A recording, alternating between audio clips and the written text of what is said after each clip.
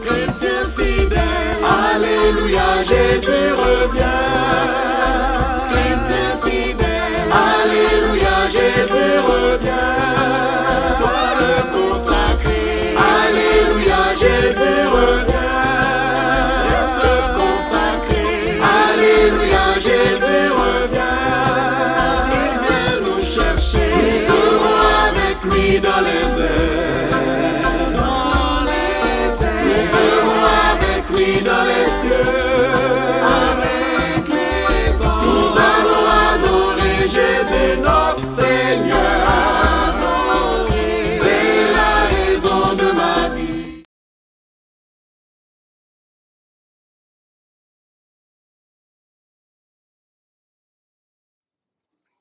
Acte 8, verset 18, il est dit, lorsque Simon vit que le Saint-Esprit était donné par l'imposition des mains, il leur offrit de l'argent, en disant, accordez-moi aussi ce pouvoir, afin que celui à qui j'imposerai les mains reçoive le Saint-Esprit. Verset 20, mais Pierre lui dit, que ton argent périsse avec toi, puisque tu as cru que le don de Dieu s'acquérait à prix d'argent. Il n'y a pour toi ni part, ni lot dans cette affaire, car ton cœur n'est pas droit devant Dieu. Verset 22. Répands-toi donc de ta méchanceté et prie le Seigneur pour que la pensée de ton cœur te soit pardonnée, s'il est possible. S'il est possible. Car je vois que tu es dans un fiel amer et dans les liens de l'iniquité. Simon répondit, priez vous-même le Seigneur pour moi, afin qu'il ne m'arrive rien de ce que vous avez dit. Amen. Alors, c'est Simon dont nous parlons ce matin. C'est Simon le magicien. Alléluia. Donc, d'un côté, vous avez Simon Pierre et vous avez de l'autre côté Simon le magicien. Voilà pourquoi le thème de ce matin, c'est les deux Simons aux destinées opposées. Dis avec moi, les deux Simons aux destinées opposées. Alors, de quoi nous voulons parler? Voilà deux personnes qui ont le même nom. Simon, Pierre, et puis Simon, qui fait un ancien magicien. Amen. Ces deux personnes ont fréquenté la même église, c'est-à-dire l'église de Samarie. Ils ont évolué sur la même grâce, la grâce de Dieu. Et ils ont même reçu le même baptême, puisqu'ils ont été baptisés de la même façon. Ils ont même reçu le même baptême du Saint-Esprit. Parce que Simon, le magicien, a aussi baptisé du Saint-Esprit par Pierre et Jean. Alléluia. Alors, même nom, même grâce, même église, même baptême d'eau, même baptême du Saint-Esprit, mais destinés opposés. Alléluia. Quelqu'un me comprend? Alors, l'un, Simon Pierre, devient un grand homme de Dieu, comme le savons. Et Simon le magicien, à lui, Pierre lui dit, tu n'as ni part, ni lot dans cette affaire. C'est-à-dire, Dieu ne te connaît pas. Waouh. Alléluia. Alors, c'est une situation qui doit nous appeler à beaucoup réfléchir. Nous, en tant qu'église. Parce que, imaginez, dans votre église, vous avez un chrétien qui vient, comme Simon le magicien. La personne vient et elle se dit, bon, j'étais magicien et, excusez-moi, vraiment, je me suis trompé, je jette mes livres de magie. La personne dit, ok, non seulement je jette mon livre de magie, mais je vais faire le coup de baptême. Il fait le coup de baptême. Et puis après, il est même baptisé du Saint-Esprit. Vous savez, dans n'importe quelle église, nous tous, on va dire, cet homme était vraiment un enfant de Dieu. Est-ce que quelqu'un me comprend? Maintenant, je m'arrête ce matin et je me pose la question. Combien de personnes dans nos églises sont vraiment converties? Alléluia. Combien de personnes dans nos églises connaissent vraiment Dieu? Frère, c'est une grande responsabilité. Là où nous sommes arrivés, ce n'est pas question d'avoir beaucoup de membres. C'est comme une classe qui se prépare à un examen. Ce n'est pas avoir beaucoup d'élèves, c'est d'avoir beaucoup d'admis. Donc, on a plein de personnes dans nos églises que nous considérons comme étant des chrétiens. Donc, un homme comme Simon le magicien, dans une église ici, on va le considérer comme étant quelqu'un qui est converti. Mais je vous le dis, Pierre a discerné que cet homme-là n'était pas converti. Cet homme n'était pas converti. Donc tu peux être là pour me dire non, j'ai pris en langue, je suis baptisé du Saint-Esprit, je sers dans l'église, je suis ceci, je suis pasteur, je suis apôtre. Ça ne veut rien dire. Ça ne veut rien dire. Tu peux être apôtre, tu peux être pasteur et tu n'es pas converti. Simon lui-même a fait cette expérience. Simon Pierre. Jésus l'a pris. Jésus a prié et après avoir prié, la Bible dit que Jésus a choisi 12 pour les établir, pour être avec lui, pour faire d'eux ses apôtres, ses disciples. Et parmi tous ces apôtres, il y avait Pierre. Il y avait aussi Judas. N'est pas moi qui vous ai choisi, mais l'un d'entre vous est un démon. Ça doit arriver. Est-ce que vous me comprenez? Judas a trahi Jésus. Jésus a été crucifié, mais la bonne nouvelle a été ressuscitée. Est-ce que quelqu'un me comprend? Il croyait faire le tort, mais il ne savait pas qu'il participait au plan de Dieu. Ceux qui te font du mal croient te faire du tort, mais ne savent pas qu'ils sont en train d'accomplir le plan de Dieu au travers de ta vie.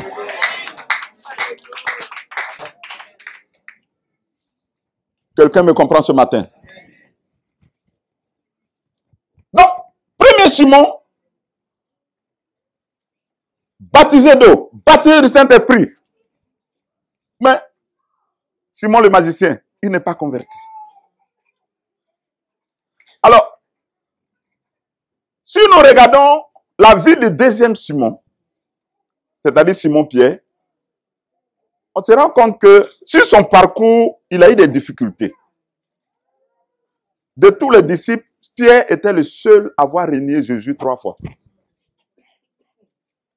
Mais ce qui est bizarre, c'est que Pierre a reçu la grâce. Il a été pardonné. Il a été même restauré dans le ministère. Il est devenu un grand apôtre. Alors, comment comprendre que quelqu'un renie 3 fois et il reçoit la grâce? Mais lui, il n'a apparemment pas renié. Mais on lui dit que tu n'as ni pas ni l'eau. Tu es baptisé, oui. Tu as été baptisé, oui. Du Saint-Esprit et d'eau, oui. Mais malgré ça, tu n'es pas connu de Dieu. Tu n'as pas de part dans les choses de Dieu. La question, qu'est-ce qui ne fonctionne pas? Ce qui ne fonctionne pas, c'est la conversion. Si vous avez une mauvaise conversion, cela va vous suivre sur votre trajet. Pierre suivait Jésus. Mais regardez bien ce que Jésus disait. Alléluia. C'est pour ça que j'ai dit, arrêtez-vous frères, examinez un peu notre vie. Allons dans Luc 22, au verset 31.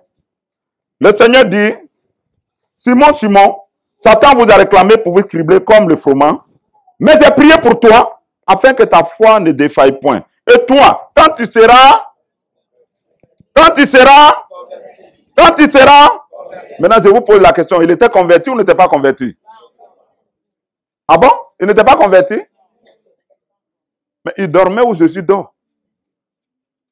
Il faisait les miracles que Jésus faisait. Il était parmi les 12, les grands apôtres de Jésus. Mais Jésus, voyant qu'il est apôtre, il fait des miracles. Il est un grand leader dans les 12. Mais Jésus voit qu'il n'est pas converti. C'est-à-dire, on ne peut pas tromper Jésus. Est-ce que vous me comprenez? Il sait que Pierre n'est pas converti. Mais alors, conversion là, c'est quoi alors? Quelqu'un suit Jésus. Il dort avec Jésus. Il marche avec Jésus. Il fait des miracles. Il est dans l'église, il prophétise. Dans l'église, il fait des activités de l'église. Et puis on dit qu'il n'est pas converti. Alors, conversion là, c'est quoi? Est-ce que vous me comprenez? Mais Jésus dit, quand tu seras converti, affermis tes frères. Parce que pour le moment, tu n'es pas converti. Mais, je vais prier pour toi. C'est pour ça que cette année, nous avons mis le système ABC en place. Parce que la conversion vient par la prière. Vous voulez que les gens se convertissent, priez pour eux. Amen. Priez pour eux. Priez pour les membres de votre groupe. Priez. C'est la prière qui amène les gens à la conversion. Ne pensez pas que c'est une affaire de voilà, j'ai bien parlé, même ce matin. Je suis sûr que certains ont saisi le message. Ils se sont arrêtés et ont dit la façon que j'ai fait, c'est pas bien. Mais il y en a, c'est comme, en fait, pourquoi? Parce que il faut encore qu'on prie pour eux. Il faut qu'on prie encore. Est-ce que vous me comprenez? Il faut qu'on prie encore. Il ne faut pas qu'on arrête de prier. C'est pour ça que nous faisons les rencontres de vendredi. Nous prions pour que Dieu touche le cœur. Pour que Dieu touche le cœur. Parce que c'est ça qui va amener à la conversion. Est-ce que vous me comprenez? Le drame, c'est quoi? C'est que 80% des membres de nos églises évangéliques aujourd'hui ne sont pas convertis. J'épouse le dit. 80%. Ça, c'est quand tu as 20% de conversion, c'est que vraiment tu es au top. 80%, ils ne sont pas convertis. Ils sont chrétiens, mais chrétiens non convertis. Ils ne sont pas du tout convertis. Ils ne connaissent pas Dieu, ils ne sont pas connus de Dieu. C'est ça la vérité. Est-ce que vous me comprenez? Donc, Simon le magicien, on croyait connaître Dieu. Il servait Dieu. Simon dit, tu n'es pas converti. Pierre lui-même qui suivait Jésus, qui dormait avec Jésus, Jésus dit que tu n'es pas converti. Ah! La conversion là, c'est quoi? Est-ce que quelqu'un me suit ce matin? Alors, comment arriver à l'authentique conversion? À quel moment Pierre s'est converti? Pierre s'est converti le jour où il a reconnu que lui, Pierre, il ne peut rien sans Jésus. Est-ce que vous me comprenez?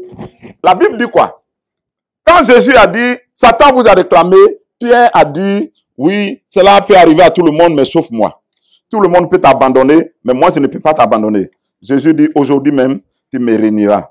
Pierre a encore continué à discuter. Et, à un moment donné, Jésus a été arrêté. On a interrogé Pierre s'il le connaissait. Premièrement, il dit non. Deuxièmement, il dit non. Troisièmement, il dit non.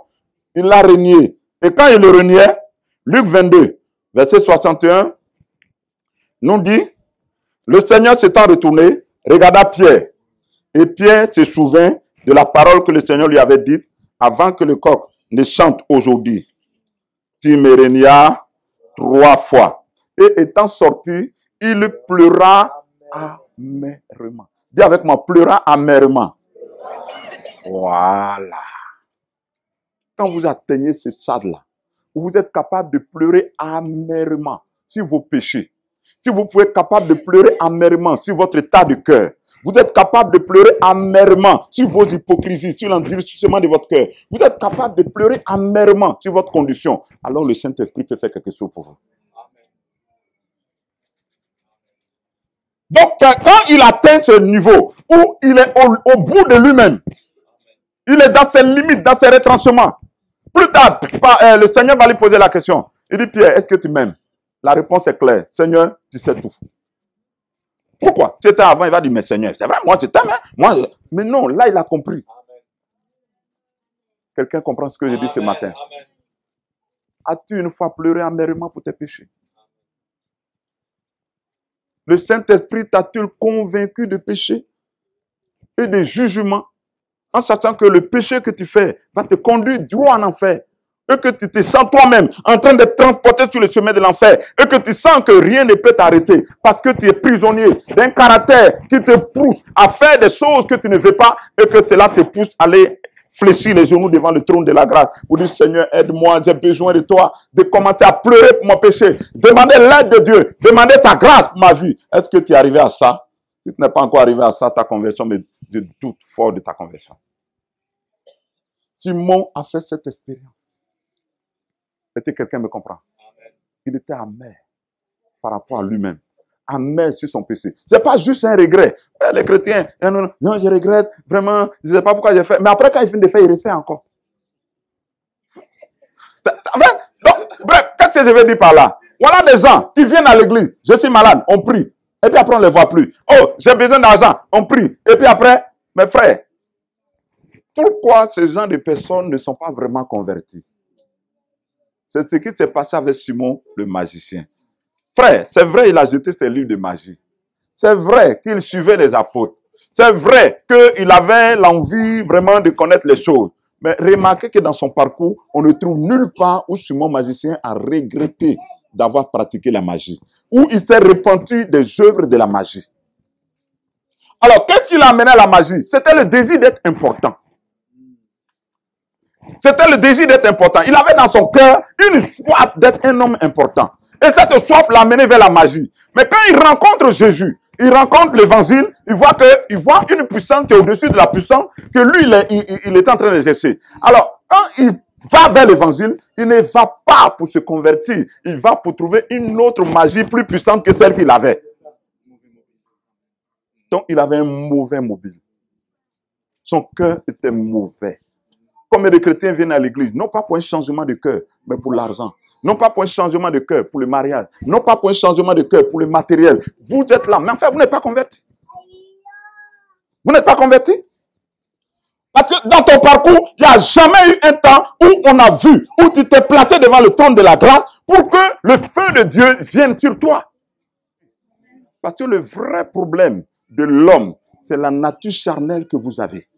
Vous avez une chair en vous qui est rebelle.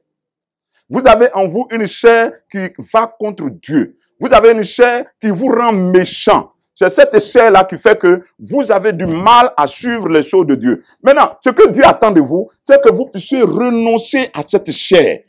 Si dans renoncement à cette chair, vous ne pouvez pas faire une vie chrétienne. Alors, Luc 9, verset 23 dit, puis il dit à tous, c'est-à-dire Jésus qui parle, si quelqu'un veut venir après moi, qu'il renonce à lui-même, qu'il se charge chaque jour de sa croix et qu'il me suive. Regardez bien. Si quelqu'un veut venir après moi, après qui?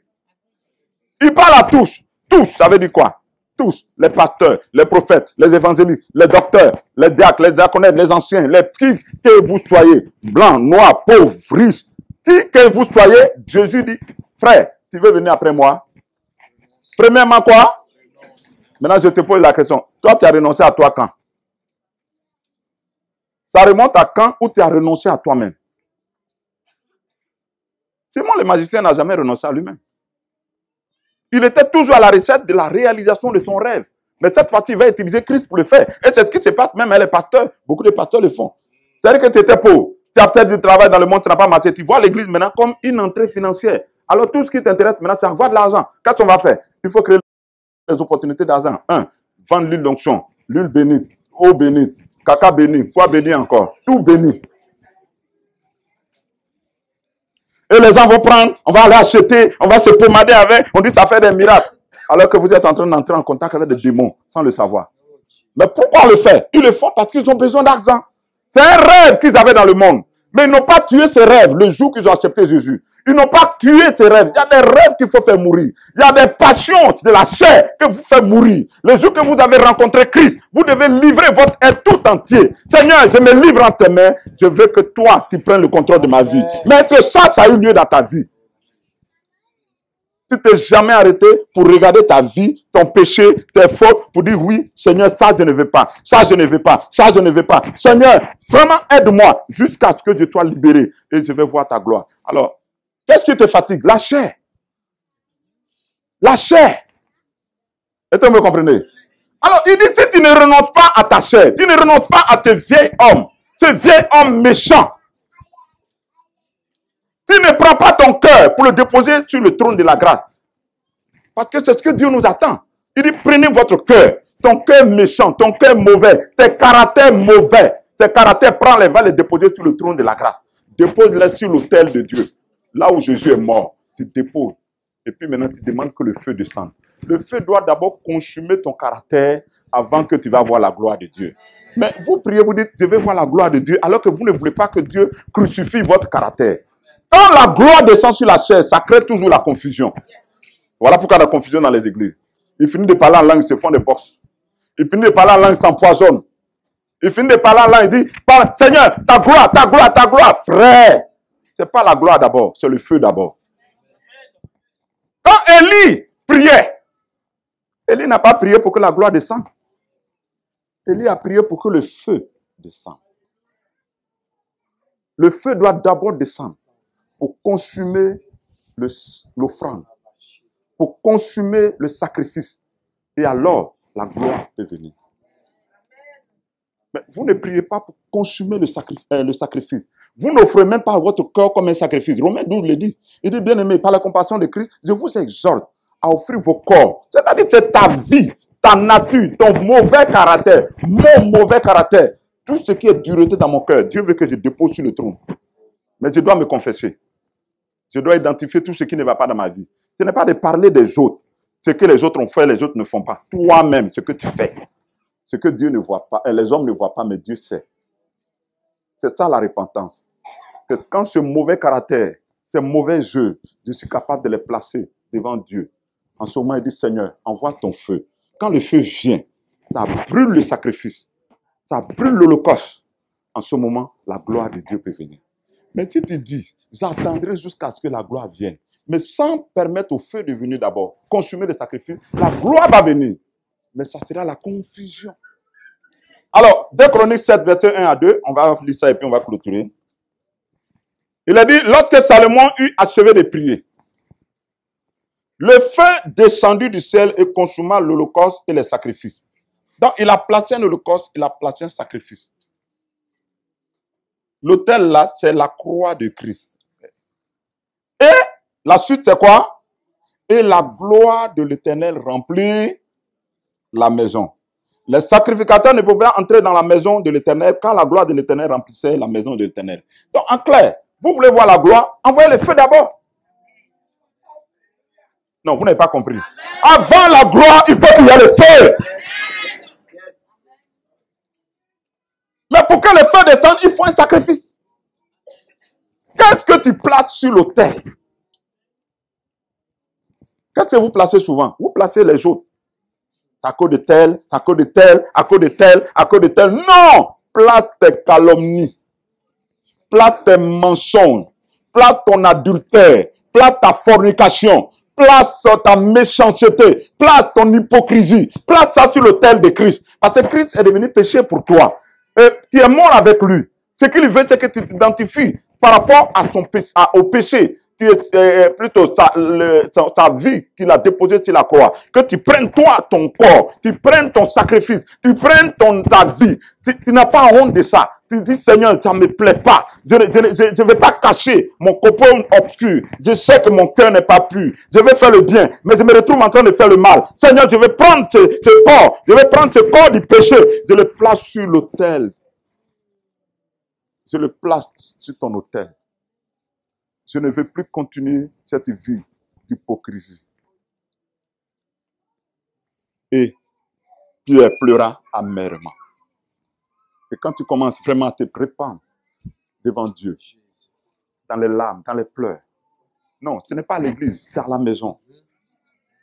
Ça peut prendre un jour, ça peut prendre 2 jours, ça peut prendre 1 semaine. Priez jusqu'à ce que la paix vienne. Priez jusqu'à ce que la conviction vienne. N'arrêtez pas de prier. Priez et dites, Seigneur, débarrasse-moi. Seigneur, enlève ça. Et pendant que vous priez, bien aimé, le feu du Saint-Esprit va descendre sur cet autel. Tout ce qui est en toi, qui t'emprisonnait, tout ce qui est en toi, qui détruit ta vie, sera anéanti par la puissance du Saint-Esprit. En ce moment-là, la gloire de Dieu va remplir le temple du Saint-Esprit. La gloire de Dieu peut remplir le temple. C'est parce que vous avez permis au feu de descendre. Vous pouvez attendre jusqu'à ce que la gloire descende. Mais vous priez pour que la gloire descende alors que vous n'êtes même pas convertis.